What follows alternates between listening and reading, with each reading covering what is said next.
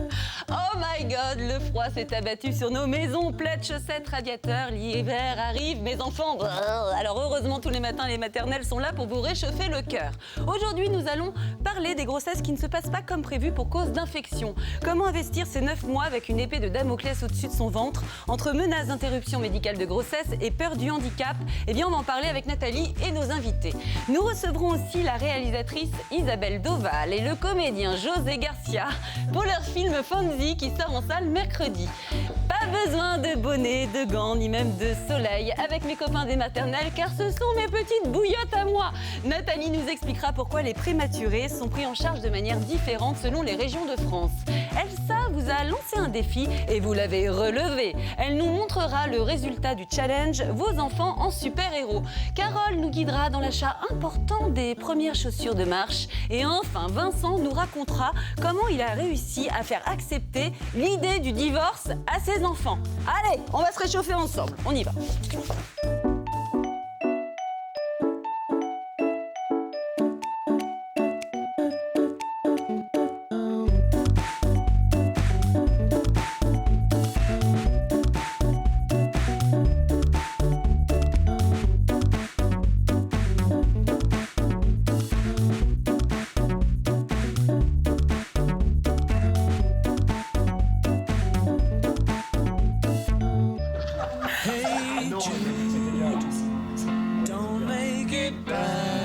Eh bah oui.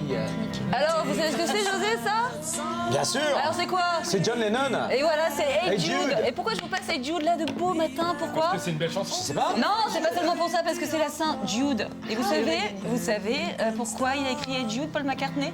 Non. C'était pour réconforter l'enfant de John Lennon, qui s'appelle Julian, pour lui expliquer le divorce de ses parents. Ça m'a fait penser à vous, Vincent. C'est l'objet de notre chronique. Jude Free. Oh là, oh là, oh là là. Pardon. C'est bizarre. Bon, merci quand même, Vincent, pour votre intervention.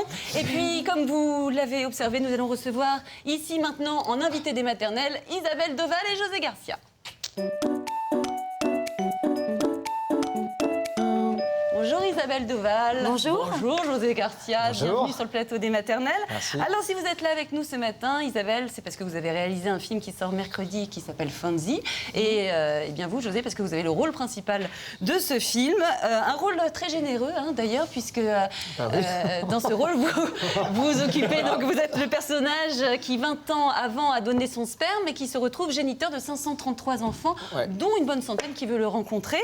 Comment vous êtes rentré dans ce personnage de El Masturbator? Je veux dire, vous êtes... Beaucoup d'entraînement. Écoutez, comment on rentre dans ce personnage? D'abord, les deux questions que je me suis posées, c'est d'abord, avant tout, pas du tout du point de vue sexuel, mais surtout la capacité d'un être humain, de toute façon, d'ouvrir son cœur et d'élargir assez Ouais. pour pouvoir englober tout cet amour, tous ces enfants. C'est vertigineux parce que, ne serait-ce que simplement dans ses amis, sa famille, avoir du temps à consacrer à chacun, être à l'écoute de chacun. Là, en l'occurrence, c'est mes enfants qui sont déjà grands, quoi. Ouais, mais moi, je ne suis que le géniteur. 17 et 22 ans, ouais, Voilà. 533 de Et cet je âge-là. me dis que ça doit être... C'est énorme. C'est énorme et j'ai l'impression qu'en fait, le personnage grandit et devient Amour. justement un honnête homme. Ouais, c'est une boule ça. d'amour, C'est une boule Fonzie. d'amour, ouais. Tout à Mais fait. il grandit et en fait, le public s'ouvre de plus en plus aussi à ce début de paternité, parce que moi, je vais devenir père dans la vraie vie. Oui, c'est ça, parce que votre avec enfant, Audrey votre Fleurot. femme dans la vraie vie attend un enfant. Voilà. C'est compliqué la Et situation. c'est très beau d'aller vers ces enfants, parce qu'à chaque fois, il y a un petit axe, en fait, il y a une petite information sur la paternité. Ouais. Le tout premier étant un super joueur de foot, et moi étant dingue de foot dans le film, il y a tout d'un coup une espèce de rayonnement. Je me dis, putain, il y a 23 chromosomes en moi qui ont C'est donné ça. ça, alors Je que suis moi, je n'ai pas été là. l'extension. Voilà, je suis l'extension. Et puis, au fur et à mesure, on va aller voir d'autres enfants qui sont plus cabossés, d'autres qui vont moins bien, d'autres qui sont là au quotidien. Donc, c'est vraiment un très joli parcours initiatique. Et alors, on va regarder la bande-annonce et après, Avec on en plaisir. parlera encore plus. Bonjour Monsieur Costa, Maître Chassaigne, enchanté. Yo soy Carlos Jiménez, soy el hombre de ménage. De 1988 à 1990, vous avez fait 693 dons de sperme sous le nom de Fonzie. Si. Non. Si. Vous êtes le géniteur de 533 enfants, dont 142 veulent connaître votre identité. Yo no soy Diego Costa. ¿Cómo personne normale se sortirait de cette situation. Formidable, Gérard Hernandez. Qu'est-ce qui est le plus difficile pour votre personnage finalement? C'est de devenir, être un futur papa, puisque vous le disiez, votre femme dans le film attend un enfant, ou être le géniteur de 533 enfants? Ah bah, être déjà le géniteur de 533 enfants dont 142 veulent connaître votre nom, alors que vous n'y êtes pour rien. Parce que moi, j'ai vendu mon sperme pour une raison qu'on va découvrir dans le film et qui est plutôt assez honorable.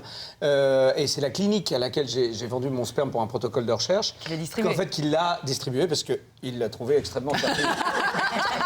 Donc voilà, le personnage est plutôt sympathique, mais c'est vrai que c'est vertigineux et c'est vrai que moi-même, j'ai du mal à m'engager. Ouais. J'ai du mal à m'engager partout. J'essaie de faire de mon mieux. C'est un honnête homme, ce Bien gars-là. sûr. Voilà. Et si on devait parler avec vous, José, de l'instinct paternel, parce que l'instinct maternel, on en parle beaucoup au maternel, est-ce que vous pensez qu'il y a un instinct paternel? Je sais pas. Ça, c'est une bonne question parce que je crois qu'on devient père, on devient mère. Il y a des gens, je pense que chez les femmes, il y a un instinct maternel. On sent vraiment quelque chose de plus profond. Et chez les hommes, il peut y avoir de la tendresse, mais je ne sais pas s'il y a vraiment un instinct. Ouais, ça s'apprend. Je crois que ça s'apprend. Ça s'apprend et ça s'apprend dans le regard. Il y a forcément des hommes qui sont moins testostéronés d'une certaine manière et qui ont vraiment l'instinct de protection, de tendresse vis-à-vis des enfants. C'est votre cas? Et d'autres, oui. Ouais. Parce que, alors, on l'a pas dit, vous êtes marié et femme dans la vraie vie, donc Isabelle, est-ce que c'est son cas ou pas? Avec la dame, la jolie blonde, Isabelle.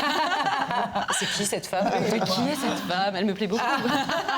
Isabelle, il est comment en papa? En papa? Ouais. Bah, c'est-à-dire que moi, quand je l'ai rencontré, j'ai investi en lui le papa qui pouvait être le papa de mes enfants. Et c'est vrai que je lui ai donné ma confiance parce que, d'abord, en tant qu'homme, il est loyal, il est honnête, il est drôle. Bon, il peut déjà être pas chiant mal. comme tout le monde. Je comprends que vous lui ayez mis le Non, grappin dessus. Et C'est ça, déjà je me pas suis dit, bon ben voilà, en tant qu'homme, il est comme ça, donc en tant que père, il le pas sera être aussi. mal, ouais. Donc je pense que effectivement, comme on le disait tout à l'heure, on ne naît pas père, on ne naît pas mère, on le devient. Ouais. Et effectivement, c'est une grande aventure. Moi, je pense qu'il y a un instinct paternel. Moi, je pense qu'il faut vraiment... Et je pense que oui, il y a quelque chose qui tout d'un coup peut effectivement être fulgurant. Et moi, j'entends des pères dire que quand ils ont vu leur bébé à l'hôpital ou à la clinique, ils se sont dit ok, c'est le bon, mien, je suis c'est investi d'une mission, il n'y a rien à faire. Voilà, et ça les change d'une manière fulgurante. Vous l'avez senti quand que vous étiez papa? Justement, quand Isabelle était enceinte, aux échographies, à l'accouchement, quand ils ont eu 18 ans? C'est passé par pas mal d'étapes, en fait. En fait, on a l'impression qu'on va pas être à la hauteur. Ouais. C'est quand on découvre effectivement le bébé à la clinique que tout d'un coup, on se dit bon, bah ça y est, maintenant on y est. Ouais. Qu'est-ce qu'on va faire? Et puis, on va essayer de faire de son mieux. Au départ, quand j'ai vu ma fille pour la première fois, je me suis dit oui, je vais l'accompagner. Ouais. Je veux dire, être père, c'est ça. C'est d'abord accompagner. Pendant les 2 premières années, on va dire qu'on accompagne 2 personnes. On accompagne la maman et le bébé. Et parce que, voilà, on est autour, on essaie de s'organiser, puis de prendre sa place aussi au milieu pour avoir cette fusion, quand même, qui est entre la maman et l'enfant. Et voilà, moi j'ai pris cette place-là pendant 1 an ou 2, en m'immisçant de temps en temps et tout. Et après, il y a le contact qui s'installe. Et à Après, partir ça du moment où il y a parle. le contact, je crois que c'est là qu'on devient père. Parce qu'on peut échanger. Eh bien, merci beaucoup à vous deux. Isabelle, merci également José. Je rappelle On qu'en repart, France, quand même, hein, je rappelle que le don de sperme est anonyme et gratuit, ne peut pas être utilisé plus de 10 fois, donc il n'y a pas de Fonzie possible, hein, vous en faites pas. Alors, entre le droit de connaître ses origines pour les enfants et le droit à l'anonymat pour le géniteur, c'est pas une mince affaire à laquelle vous êtes attaquée, hein, Isabelle, bravo à vous, et tout ça avec beaucoup d'humour. Eh bien, je vous garde tous les deux, parce qu'on va parler d'autre chose, mais je vous garde avec nous. Je rappelle que Fonzie sort au cinéma mercredi prochain. Dites-moi, Nathalie, vous savez qu'aujourd'hui, c'est un jour spécial pour vous. C'est la fête nationale grecque, votre pays d'adoption. Kalès Giortes, joyeuse fête en grec.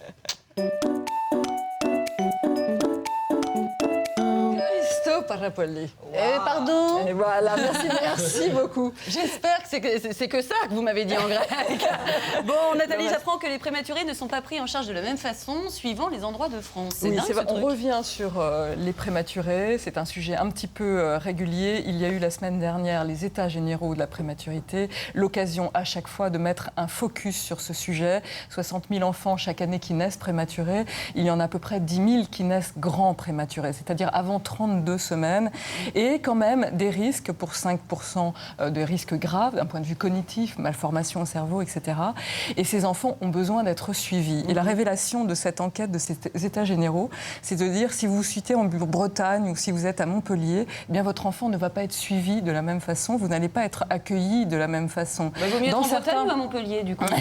C'est ça qu'on veut savoir. On va faire la carte de France, mais surtout on va prendre au niveau national pour que ça s'améliore partout. Pour que désormais les parents puissent dormir véritablement dans les services de néonat, pour accompagner justement dans la parentalité, pour qu'il y ait des suivis, mais pas seulement sur les premiers mois, y compris sur les 3 ans, sur les 6 ans et après. On s'est rendu compte que beaucoup d'enfants qui sont nés grands prématurés redoublent leur classe et il y a des problèmes d'apprentissage cognitif. Donc il faut que la prise en charge... C'est sûr ça, Nathalie? Vous allez faire flipper tous les parents de grands préma qui nous regardent. Mais oui, c'est sûr. C'est sûr, mais pas pour tous les enfants. Ça veut juste dire que si vous prenez les problèmes en amont, à partir de ce moment-là, l'enfant va avoir une scolarité qui va bien se dérouler. Et il faut que ça continue à 3 ans, à 6 ans, et puis aussi au-delà. C'est ça le message. Et donc les hôpitaux peuvent nous aider à ça, mais ils ont besoin de moyens. Ils ont besoin de moyens, parce qu'entourer bien l'enfant, il faut au moins 5 personnes à un moment donné dans le service, autour du parent, des parents avec l'enfant. Et l'objectif de ces réunions générales qui ont lieu, que ce soit des états généreux, que ce soit la marche des bébés ou autre, c'est justement de faire avancer cette cause. Il y a une grosse enquête qui ressort au mois de décembre et on en parlera ensemble. Bon, bah, très bien Nathalie, vous nous tenez au courant. Merci beaucoup. Mon premier est essentiel à l'oiseau, mon second est un adjectif possessif féminin, mon tout est un tout petit bout de femme qui bat à plat de couture Vincent Beckert à la piñata, c'est Elsa.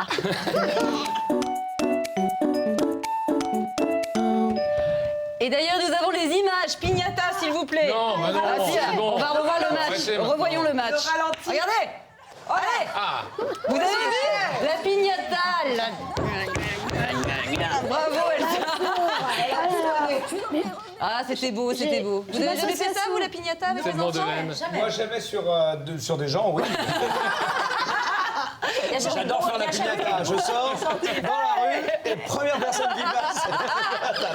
Bon, bah, C'est la piñata. je vous conseille Elsa, elle est très bonne. J'ai l'association de défense des piñatas qui m'a écrit. C'est vrai. Il y a un truc, ouais, ça commence Bon, à être Elsa assez lourd. Chronique, une fois encore, incursion chez les maternautes avec les mini super-héros qui habitent Oui, chez parce elle. que voilà, en fait, Carole m'inspire, les maternautes aussi. C'est vrai qu'on parle beaucoup de déguisement en ce moment. C'est ultra tendance. Il y a même des stars de la couture partout, notamment sur Etsy. Hein. Je crois que Carole, vous allez souvent sur Etsy pour piner, repiner sur Pinterest ensuite. Pardon. Qu'est-ce que vous faites sur ce site? C'est quoi comme site? Pinterest. Non, surtout, on Donc il y a un site Etsy qui sont pour les jeunes créateurs et vous pouvez aller sur Pinterest pour dire j'aime ça et ça vous fait des petits tableaux de tendance et on appelle ça piner, ce qui est en fait épinglé. On peut pas dire pinter On a quelqu'un. épinglé. Exactement, c'est un truc N'hésitez pas. de Jones. Pinez chez vous sur Pinterest, n'hésitez Voilà. pas. C'est votre message du jour ou C'est vous mon, avez non, autre mon chose? message du jour, c'est celui quand même des Bien maternautes. sûr. Donc le thème, c'était les super-héros. Ils nous ont tous envoyé des photos de leurs enfants déguisés en super-héros. Il y a du Spider-Man, du Super Nathan. Vous allez voir, c'est génial. On regarde en image. Très bien. Et une surprise à la fin. Ok.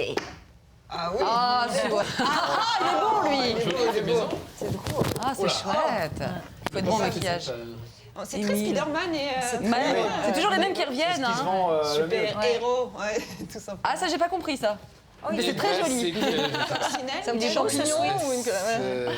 Ah, Batman et c'est Robin. chouette en famille. Bah oui, ça se vend bien. Ça, c'est pas mal. Ah, ça, je connais pas. C'est Thor, Mais d'accord. Thor, voyons, avec son marteau Mjolnir. Ah, mais qui êtes-vous? Mais oui. Vous approchez pas. Et il est vachement bien, le Captain America. Bien là. sûr, c'est assez classe. Bah ouais, c'est joli. C'est toi qui l'as fait. Elsa, Non, c'est mais tout, c'est pas un ma costume, petite. c'est une veste. C'est une vraie veste. Hein. Mais Oui, c'est vrai, c'est un vrai avec la capuche. Ah, la voilà. Excusez-moi. Ça vous va très très bien. Vous êtes qui? Eh ben, écoutez, je suis en super hashtag. Ouais. Super hashtag. J'avais promis, les maternautes m'ont dit tu es incapable de faire cette chronique déguisée. Je l'ai fait. Je ne pensais pas que José Garcia serait sur le plateau. Mais c'est pas grave, c'est comme ça. Voilà. Bravo ma petite, vous êtes très mignonne. Merci beaucoup Elsa, merci Vincent. Je vous avais pas reconnu mais ça vous va très bien. Alors comme chaque jour, un spécialiste répond à une question. Aujourd'hui c'est Rachel qui nous a écrit sur Facebook. Je prends la pilule depuis 2 ans. J'avais beaucoup plus envie de faire l'amour avant. J'aimerais savoir si la prise de pilule peut entraîner une baisse de libido. Notre gynécologue, le docteur Gérard Eluin, vous répond. Hélas, Rachel, oui. Tout le monde sait que la pilule fait baisser la libido des femmes. Hein. Vous savez, la pilule vous met en hypoœstrogénie, c'est-à-dire que vous avez moins d'hormones œstrogéniques dans le corps, et donc votre libido s'en ressent. Et cela assez rapidement avec la prise de la pilule. Donc ce que je vous conseille, c'est de changer de type de contraception. Je ne sais pas si vous avez déjà un enfant. Si vous avez déjà un enfant, vous pouvez mettre facilement un stérilet. Si vous n'avez pas d'enfant, peut-être plutôt l'implant, encore qu'on peut poser aussi un stérilet à une femme qui n'a pas d'enfant. Voilà, mais c'est quelque chose de logique sur le plan physiologique d'avoir cette baisse de libido. Et quand vous arrêterez la pilule, votre libido reviendra tout à fait à la normale comme avant. Merci beaucoup, docteur. Alors, CMV, toxoplasmose, listériose, rubéole, certaines infections contractées pendant la grossesse peuvent menacer la santé du bébé. Malgré un suivi régulier, il faut parfois attendre le 3e trimestre pour savoir s'il y a une anomalie grave et s'il faut envisager d'interrompre la grossesse. Une situation très difficile à vivre pour tout le monde, entre difficultés d'attachement, examen permanent, culpabilité et stress. Nathalie, est-ce qu'on a un chiffre sur les maternautes? Nos maternautes, oui, c'est assez même probant parce qu'on a posé la question, est-ce que vous avez été amené à envisager une interruption médicale de grossesse? La réponse est oui à 28%. Plus d'un quart des mamans qui nous regardent. Alors, est-ce que les mamans qui nous regardent sont plus sensibilisées, effectivement ont vécu des choses? C'est quand même un énorme chiffre. Alors après, la sensibilité, elle est là parce que le sentiment, c'est celui de Béatrice. C'est-à-dire, en gros, j'ai pas investi ma grossesse pendant 9 mois. Quand ça se termine bien, que le bébé arrive et j'ai vraiment l'impression que j'ai perdu 9 mois. Est-ce qu'un jour, je vais réussir à rattraper ces 9 mois? Et je pense qu'on peut rassurer tous nos téléspectateurs, bien sûr. Il y a toute une vie et voilà. Il y a un moment donné même, vous savez quoi, on a envie de les larguer, ces enfants. Alors justement, que ressentent les parents lorsque on annonce qu'il y a une infection durant la grossesse? Comment ils vivent avec cette crainte d'avoir peut-être un bébé handicapé ou alors de devoir interrompre la grossesse? On va en parler avec nos invités, Nathalie, Isabelle, José. Je vous laisse partir, je vous libère. Longue vie à Fonzi et merci à vous d'avoir été avec nous sur notre plateau. Merci beaucoup de nous avoir reçus.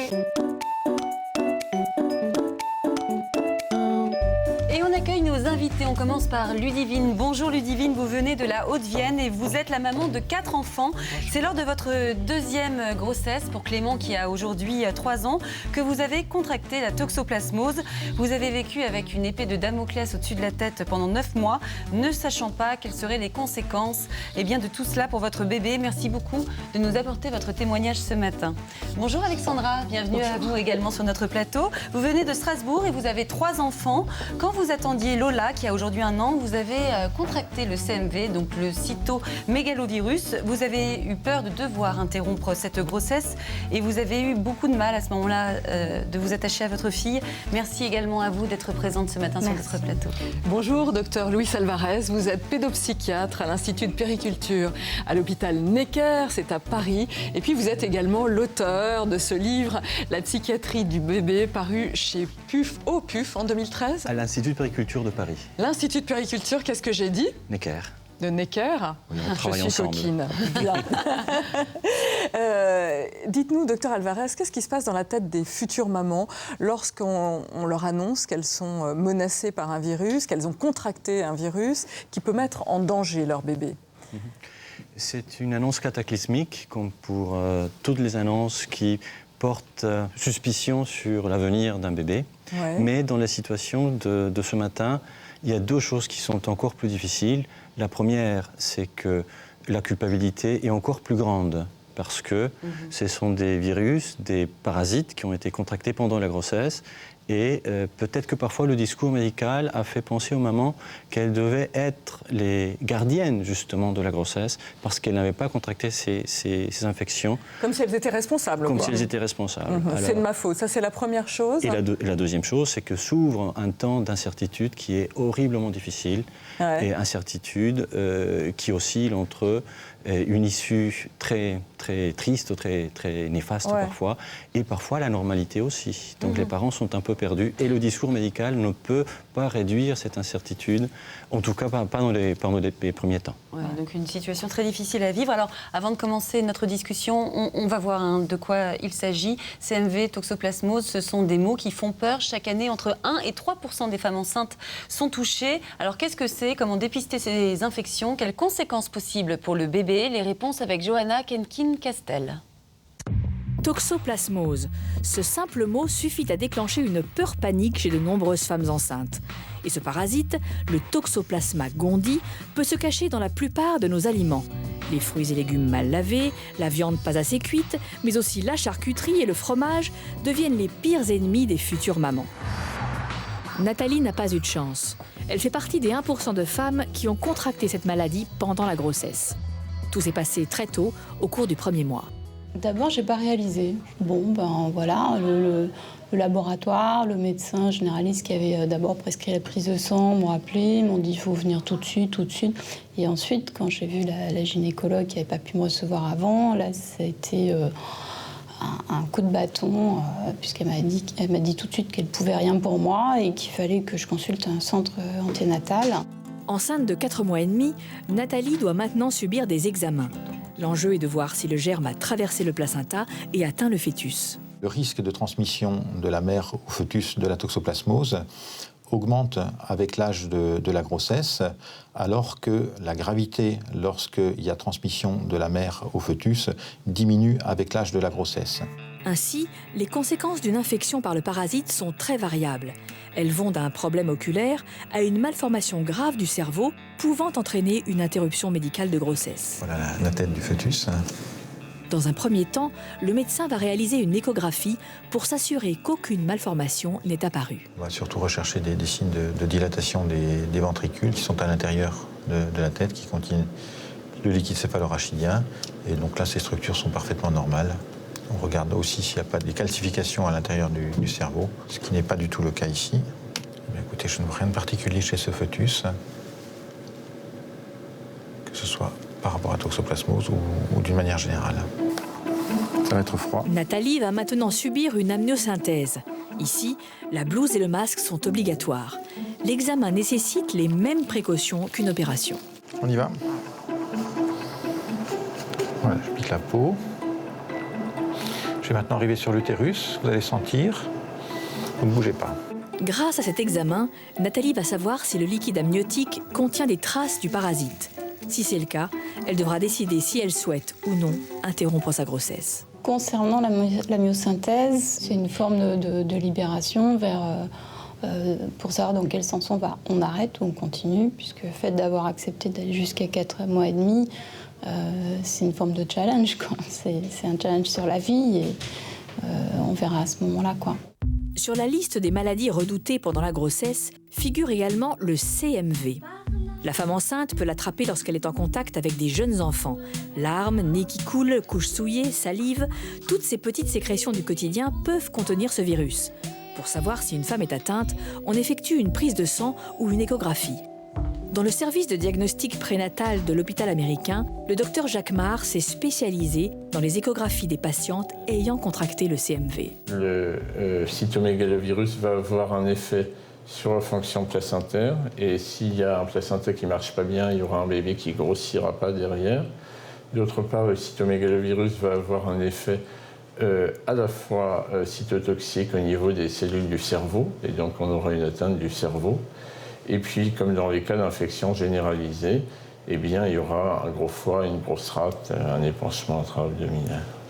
Là, on voit qu'il y a un petit bébé qui va parfaitement bien, qui a des dimensions normales, une anatomie normale, et qui a l'air de se développer tout à fait bien.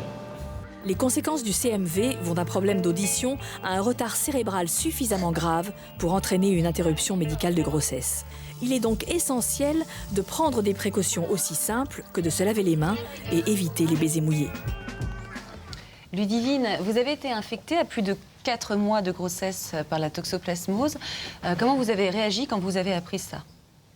C'est l'effondrement.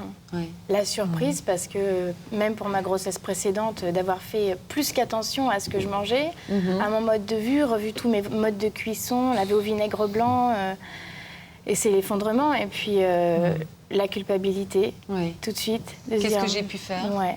Et pourquoi moi, l'injustice ? Pourquoi moi qui fais attention à tout, ouais. Et vous étiez déjà très anxieuse sur l'état de santé du bébé à venir ou pas? J'ai eu 24 à 48 heures de grosse anxiété, n'ayant pas du tout envie d'aller me renseigner sur le net pour pas lire des choses. Bien sûr. J'attendais des nouvelles de mon médecin, des gens qui me suivaient et d'avoir des réponses pratiques. Du coup, mon mari et moi, on s'est un peu mis en boule en attendant que ça passe. Carapaté en Ouais, attendant. jusqu'à prendre une bouffée d'oxygène, se dire qu'on avait un aîné qui était là et que ça allait le faire. Et que peut-être ça allait bien se passer au final. Vous n'avez pas voulu savoir le sexe du bébé, pourquoi? Sur le coup, je me suis dit, c'est une grossesse qui est tellement médicalisée, j'en ai marre, je voulais garder ce peu de magie qui me restait. A posteriori, maintenant, en reparlant, je me dis que c'était peut-être aussi une manière pour moi de pas trop m'attacher à cet enfant que je verrai peut-être pas. Oui, évidemment. Alexandra, alors lors des examens du 3e mois de grossesse, les médecins vous ont prévenu que vous aviez peut-être attrapé le CMV, donc le cytomégalovirus. Comment vous avez réagi à ce moment-là? La première chose qu'on a fait, c'est regarder sur Internet pour savoir qu'est-ce que signifie le CMV, parce qu'on était au courant de rien du tout. Bien sûr. Quand on a lu sur Internet, ça s'est révélé. Vous avez vu que ça s'est révélé très dur, que notre enfant pouvait être handicapé mental, des problèmes de foie, et que souvent une CMV donnait suite à une interruption de grossesse. Oui, donc que des mauvaises nouvelles sur Internet. À l'échographie du 2e trimestre, on vous confirme que vous avez contracté le CMV. Que s'est-il passé dans les semaines qui ont suivi? Dans quel état d'esprit vous étiez, vous? On est effondrés. On ne s'attend pas à avoir notre bébé. On souhaite qu'une chose, c'est une interruption de grossesse. D'accord. On a demandé une interruption de grossesse. Les médecins se sont refusés à cette hypothèse, du coup, parce que notre petite fille allait très bien. Pour eux, il n'y avait aucun problème à part le poids et au niveau de la taille. Donc, du coup, ça a été très dur. On avait acheté une maison à ce moment-là. Donc, quand on a su que la maladie venait d'arriver, on faisait les travaux de notre maison et je faisais tout, mais vraiment tout pour perdre ce bébé naturellement. Parce qu'au stade où je l'ai contracté, cette maladie, c'était à 3 semaines de grossesse. Normalement, j'aurais dû faire une fausse couche. Et je ne l'ai pas faite, cette fausse couche. Donc, j'ai poncé pendant des heures. Je faisais tout pour exprès que ce bébé parte et que je n'ai pas besoin de prendre cette décision entre la vie et la mort pour mon enfant. Mais c'était toujours très, très dur. Évidemment. On n'y arrive pas. Alors, Ludivine dit carrément « pourquoi moi ?» Qu'est-ce que vous pouvez faire, vous, en tant que profession médicale, confrontée à ces situations, pour aider, pour accompagner ces femmes? Je crois que la première chose est essentielle quand on délivre une information à ces femmes-là, que l'on sait à risque de contracter ces infections pendant la grossesse, de faire alliance avec nous. Bien sûr, il y a un certain nombre de précautions à prendre, mais se protéger de la vie, se prémunir d'un bisou de son enfant aîné et éviter tout contact avec un virus ou un parasite est impossible. Donc c'est la précaution impossible. Donc il y a quelque chose de l'ordre de la déculpabilisation que nous pourrions réellement, sur laquelle nous pourrions insister. Et deuxièmement, je crois que les témoignages de ce matin nous montrent à quel point l'incertitude est épouvantable. Et donc, je crois qu'il est, si on se met dans les baskets de ces familles-là, de ces femmes enceintes-là, le fait de sentir qu'on peut porter cette incertitude ensemble, on ne sait pas vers quoi on va, mais on y va ensemble, c'est quelque chose comme baliser ce domaine d'incertitude qui fait tellement peur. Donc en fait, il faut fonctionner, si je vous suis bien, étape par étape, éviter de se projeter. C'est ça que vous leur demandez aux parents? Il est impossible de demander aux parents de ne pas imaginer la suite. À chaque fois qu'on est devant un malheur, l'imaginaire part au galop. Et le pire arrive au galop, dans la tête. Ce sont les scénarios les plus sombres qui sont convoqués en premier. Donc notre chemin avec ces parents-là est un chemin qui nécessite que nous soyons plusieurs professionnels autour d'eux, un obstétricien bien sûr, un pédiatre qui a besoin, dont les parents ont besoin pour pouvoir anticiper ce que peut être la rencontre avec ce bébé, et un psy qui aide peut-être à faire le lien entre ces différentes informations et aussi le vécu de chacun des parents. Et empêcher le recours à